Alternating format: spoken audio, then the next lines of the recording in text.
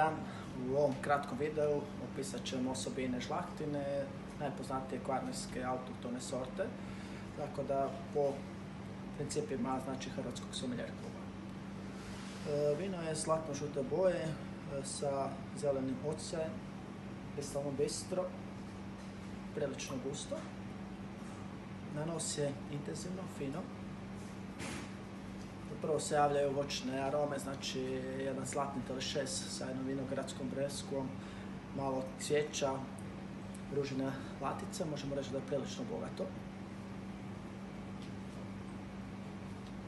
Na okus vino je suho, toplo, meko, sa tvrde strane svježe, ukusno, krasi ga srednje tijelo. Dosta se vraća u aftertaste ta breskva.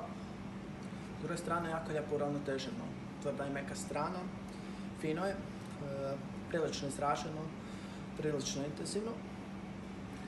Na harmoniju vid, miris, okus, vino je harmonično. Poslužio bi ga na ljeti 8 do 10 stupnjeva, zimi 10 do 12 u klasičnoj čaši za bijelo vino. Uz jedan naš entré carpaccio od grdobine kojeg smo odlažavali sat vremena u aktivnom ugljenu sa mariniranim korijenom koromača i ostalih trava. Vino definitivno je spremno, treba, rekao bi, nekih 2 do 3 godine da može slobodno trajati. Hvala vam lijepa, ugodan večer.